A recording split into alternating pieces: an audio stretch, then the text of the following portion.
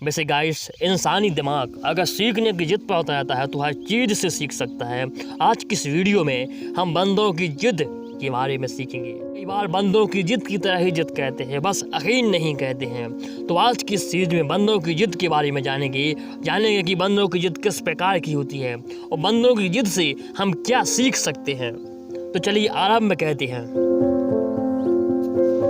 एक बार कुछ शिकारियों ने बंदरों की शिकार करने की योजना बनाई। उन्होंने सोचा कि हम जो शिकार करेंगे बंदरों का वह आपस में बांट लेंगे। सभी शिकारी बंदरों का शिकार करने के लिए तैयार हो गए। उन्होंने प्लान बनाया कि हम बंदरों का शिकार किस प्रकार करेंगे। इनमें से कई लोगों ने बताया कि हम बंदरों का पेड़ पर चढ़कर करेंगे और इनमें से कई लोगों ने बताया कि हम बंदरों का शिकार तीर से करेंगे। ये दोनों ही प्लान फेल हो गए क्योंकि बंदरों का शिकार हम पेड़ों पर चढ़कर कर ही नहीं सकते और अगर हम तीर से बंदरों का शिकार कहते हैं तो इम्पॉसिबल, बहुत कम ही चांस है कि बंदरों का शिकार हो सकता है। तो उसके बाद उन्होंने सोचा कि तो फिर बंदरों का शिकार किस प्रकार किया जा सके, कोई ऐसा प्लान हो जो हमें बंदरों का शिकार बहुत आसानी से और सरलता से बंदरों का शिकार करने में हम सक्षम हों।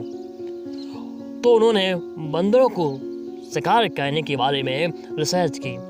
वैसे बहुत खोज करने के बाद उन्होंने पाया कि अगर हम बंदरों का शिकार करना चाहते हैं तो बहुत एक सिंपल विधि है जो हमें उसको फॉलो करना होगा, तो शायद बंदरों का शिकार करना हमारे लिए आसान हो जाएगा। उन्होंने उस रिसर्च में पाया कि अगर हम बंदरों का शिकार कहते हैं, एक बंदरों के लिए एक पिंजरा लेकर आते हैं जिसमें सिर्फ इतना ही उसका सकरा भाग हो जिससे कि उसमें बंदरों का हाथ जा सके।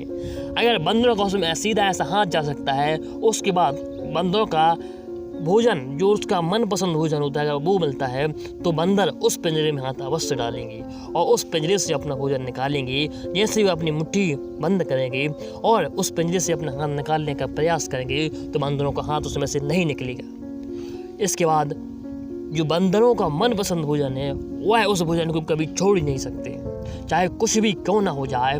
ये बंदरों की जिद है कि जब तक वह भोजन उनके पास नहीं आता तब तक वह अपनी मुट्ठी को नहीं खोलेंगे। बिल्कुल ऐसा ही हुआ। शिकारियों ने बाजार से पिंजरा लिया और जंगल की तरफ निकल गई और उस जाल को भी बिछा दिया और बंदरों के मनपसंद भोजन को उस जाल के अंदर रख दिया और उसके बाद शिकारी थोड़ी दूर जाकर छिप गई। थोड़ी दूर छिपने के बाद उन्हें कुछ समय के बाद दिखा कि बंदर आए और उस पिंजरे में उन्होंने हाथ भी डाला और मुट्ठी भी बांधी और उसको निकालने का प्रयास किया, लेकिन उस पिंजरे से उनका हाथ नहीं निकल रहा था और बहुत प्रयास कर रहे थे, लेकिन उन्होंने अपनी मुट्ठी नहीं खोली। वो अपना भोजन नहीं छोड़ना चाहते थे। शिकारियों ने इसका फायदा लिया और शिकारी आए और उन बंदरों का शिकार भी किया और उन बंदरों को अपना भोजन भी बना लिया। बंदरों की इस जिद से हमको सीखने को मिलता है कि हमें कभी भी इस प्रकार की जिद नहीं करनी चाहिए। हमें पता होना चाहिए कि हमें किस चीज़ को कब छोड़ना है और कब आगे बढ़ना है और कब जो चीज़ हमारी नियंत्रण में नहीं है हमें कब उसे जाने देना है। हमें कभी कभी अपने भविष्य को बेहतर बनाने के लिए हमें कुछ चीज़ को छोड़ना पड़ता है, तो हमें कभी भी उस चीज़ की जिद नहीं करनी चाहिए। अगर हमें कोई चीज़ छोड़नी पड़ती है अपने भविष्य के लिए तो हमें उस चीज़ को जाने देना है। Thanks for watching. Subscribe and share करना ना भूलें और कमेंट करके बताएं कि आप ऐसी स्टोरियों से सीखना चाहते हैं या नहीं, ताकि हम आपके लिए आने वाली वीडियो में कुछ इस प्रकार की स्टोरी लेकर आएँ और आपको सबको सीखने को कुछ ना कुछ मिले।